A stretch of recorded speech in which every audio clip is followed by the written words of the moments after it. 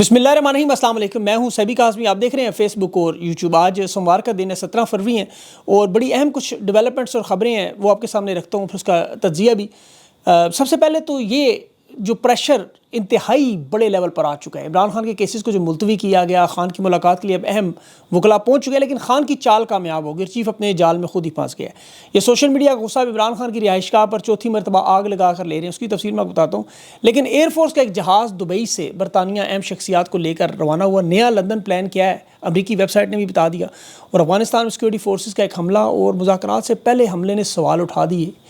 अदलिया में भी कुछ अहम खबरें आ रही हैं। सुप्रीम कोर्ट में या पार्ट 2 जो है वो मज़ीद तब्दीलियाँ आज़ाद जजेस को से अलग भी कर रहे हैं। आज लाहौर में एक बड़ा कन्वेंशन भी हो रहा है वकला का। बैरिस्टर गौर समेत तहरीक इंसाफ के रहनुमा भी जा रहे हैं उसमें।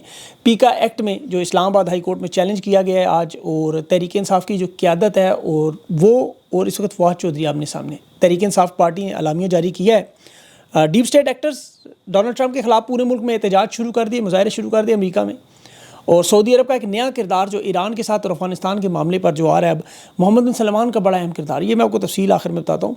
सबसे पहले जो दुबई में बरतानिया में एक नया लंदन प्लान बन रहा है, पाकिस्तान से खुसूसी जहाज़ जो अहम शख्सियात को लेकर दुबई और फिर वहाँ से लंदन। 3 मुख्तलिफ सोर्सेज ने कल मुझे इन्फॉर्मेशन दी और उसकी आज अमरीकी वेबसाइट ड्रॉप साइट ने इसकी तस्दीक भी कर दी।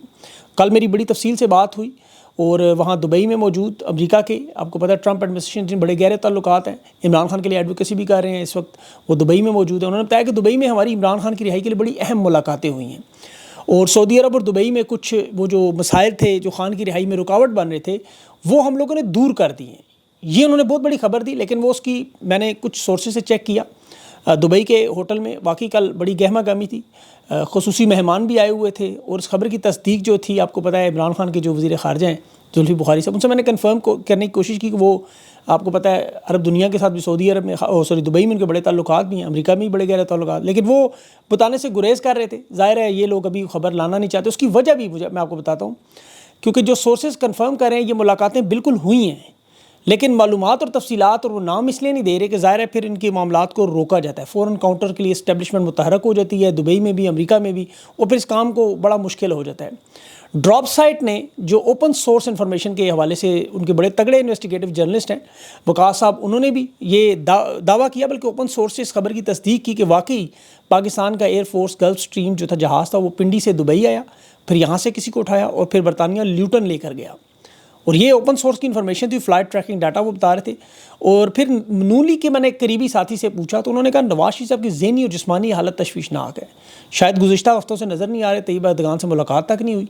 पार्टी क़यादत को मरीम नवाज़ के सपोर्ट करने की बातें भी चल रही कि अगर कुछ हो गया तो फिर शहबाज शरीफ और मरीम नवाज़ के दरमियान जो रस्सा कशी शुरू उसे रोका जाए, पार्टी में ज़ाहिर बगावत फैल जाती है।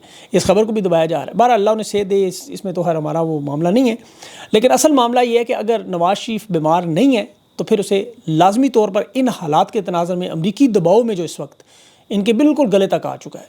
नवाज शरीफ को बार बार पार्टी के रहनुमा कहते हैं कि आप अडयाला जेल जाकर इमरान खान से मिलें और ये जो बची कुची सियासत है वो कंट्रोल करें, क्योंकि इस वक्त आर्मी चीफ तो मुसलसल जो इन तमाम लोगों के नरगे में है, जो ये समझते हैं कि इक़्तिदार उनके कंट्रोल में है, और नवाज शरीफ को समझा रहे हैं कि आइंदा इसका हमें 20 साल सियासत हमारी ख़त्म हो जाएगी।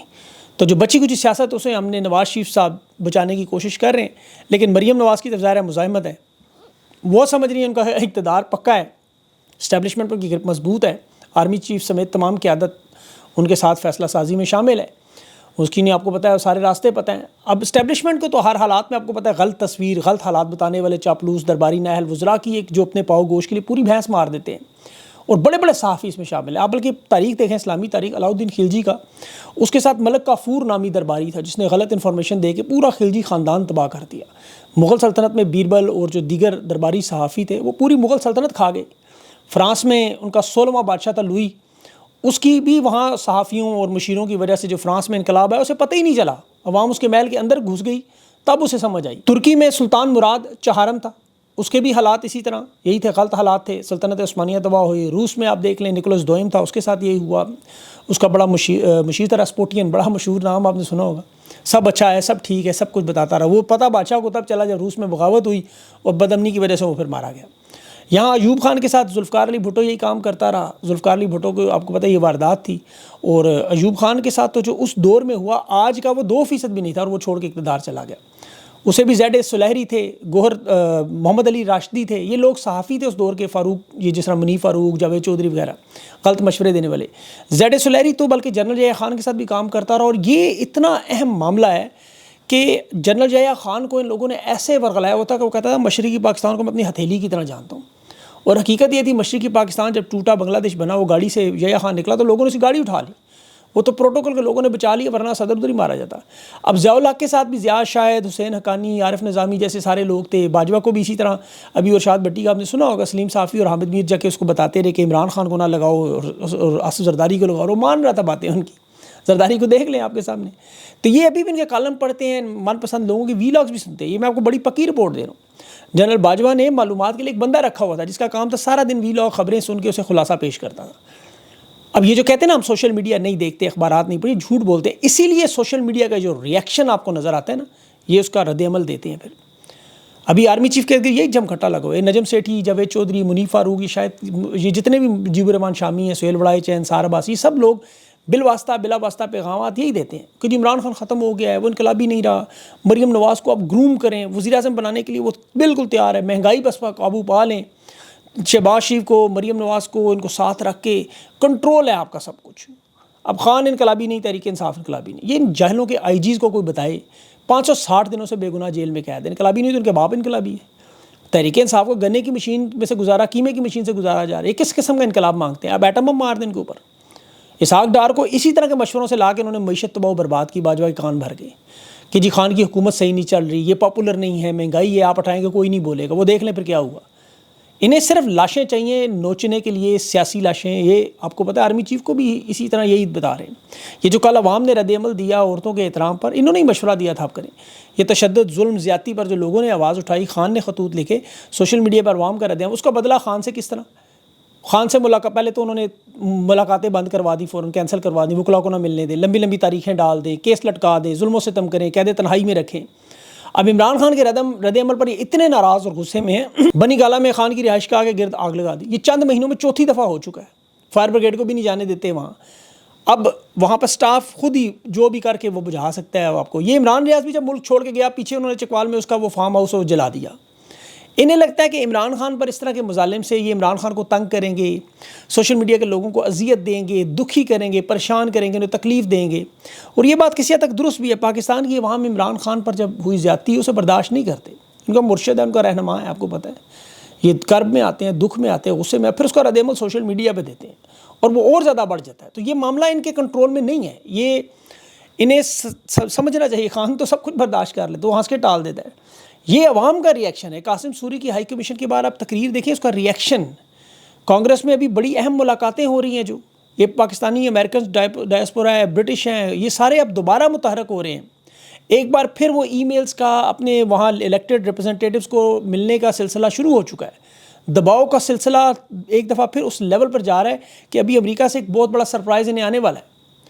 ابھی آپ دیکھیں، ابھی تازہ ترین خبر تو خیر اس میں انہوں نے تھوڑا سا ہاتھ ہلکا رکھا ہے کہ عدالت نے وہ سلمان اکرم راجہ، نعیم پنجوتا کو، علی اعجاز بھٹو کو، عرفان نیازی کو خان سے ملاقات کی اجازت دی ہے کہ ہائی کورٹ نے کہا کہ جائے ملیں، لیکن یہ واردات کریں گے۔ لیکن یہاں پر میں ایک چیز دیکھ رہا تھا، بہت سارے لوگ وی لاگس کے بعد ہم سوال پوچھتے ہیں جی آپ کہہ رہے ہیں نظام نہیں چلے گا، نظام تو چل رہا ہے، سارا کچھ ٹھیک ہے، آپ کہہ رہے ہیں ختم ہو جائے گا۔ میں آپ کو ایک مثال دیتا ہوں، یہ بڑا امپورٹنٹ، میں سوچ رہا تھا اس پہ کہ نظام اور نظام چودھری یہ چوتھی سٹیج کے کینسر کے مریض ہیں۔ ڈاکٹروں نے لا علاج کر دیے، کیمیو تھراپی بھی کرا، ریڈیو تھراپی بھی کرا، تمام آپشنز ختم ہو چکے ہیں، وہ پلیٹوکریس تھراپی وہ بھی کروا چکے ہیں۔ اب اس وقت یہ کومے میں اور وینٹیلیٹر پر صرف وقتی طور پر سانس بحال ہے، کینسر پھیل چکا ہے۔ اس نظام کی تکلیف اب کم نہیں ہو سکتی، کوئی آپریشن نہیں ہو سکتا۔ یہ اس مراحل میں ہے کہ اب صرف درد کم کرنے کے لیے مورفین دی جاتی ہے، ایک آرام دہ ماحول، ہنس کے تصویریں بنانے والا۔ مقصد صرف وینٹیلیٹر کا بٹن آن اور آف ہے۔ یہ اس نظام کو اب آپ سمجھنے کی کوشش کریں۔ یہ جو اس وقت پاکستان میں نظام اور نظام چودھری جسم کی مانند ہے، عدلیہ ہو گیا دل، جس میں جمہوریت، سیاست اور حکومت ہوگی آپ کی ملک کا دماغ، معیشت ہوگی ریڑھ کی ہڈی، نظام کی آنکھ اور کان میڈیا، اور فوج، پولیس، یہ سارے آپ کے اس نظام کے ہاتھ پاؤں۔ اب دل کے حالات ہیں خلیے سارے ڈیڈ ہیں۔ کورونری ہارٹ جو ڈیزیز ہے، سب سے بڑی بیماری، دھڑکن چل رہی ہے، خون کی روانی شدید متاثر ہے، سانس پھولنا شروع ہو گیا ہے۔ اب دھڑکن بے ترتیب ہے، اچانک ہارٹ اٹیک ہو سکتا ہے۔ یہ ججز جو دباؤ میں ہیں انصاف ختم کر کے قانون کو امیر اور طاقتور کے لیے ملک میں جنگل کا قانون لگایا گیا، ملک لا لیسنس انارکی کی طرح بنایا گیا، تو دماغ میں کیا سیاسی عدم استحکام ہے؟ آپ دیکھ لیں جس طرح لوگوں کا دماغ کا اس وقت حال کیا ہو چکا ہے کہ پاکستان کا سب سے بڑا سیاسی رہنما عمران خان وہ جیل میں فارم 47 کی ناجائز حکومت الیکشن کی دھاندلی۔ اب دماغ سب سے اہم ہے، اسے بیماری لگ جائے، اسے کہتے ہیں الزائمر، وہ جو بھول جاتا ہے، دماغی صلاحیتیں ختم ہو جاتی ہیں، جو انہیں لگ چکی ہے، سوچے سمجھنے کی صلاحیت ختم ہو چکی ہے، فیصلہ سازی کی صلاحیت ختم ہو چکی ہے، لوگوں کو پہچاننے کی صلاحیت ختم ہو چکی ہے۔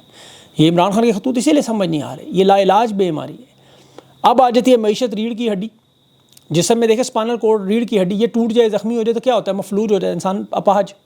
معیشت کے آپ حالات دیکھیں، شہباز شریف کی حکومت 3 کروڑ روپیہ منٹ کے حساب سے قرض لے، ہر منٹ میں 3 کروڑ روپیہ، کرپشن، قرضے، ناقص پالیسیاں۔ پاکستان دنیا کا سب سے بڑا کپاس والا ملک، آج 180 ٹیکسٹائل انڈسٹریاں بند۔ پاکستان کی برآمدات کپاس سب سے بڑا ملک ہے، 30 ارب ڈالر بھی نہیں ہے، بھارت کی دیکھ لیں وہ پتہ نہیں 600 ارب ڈالر سے اوپر چلے گی۔ یہاں کارخانے بند، توانائی کا بحران، ڈالر ملتا نہیں، قرضوں کا بوجھ۔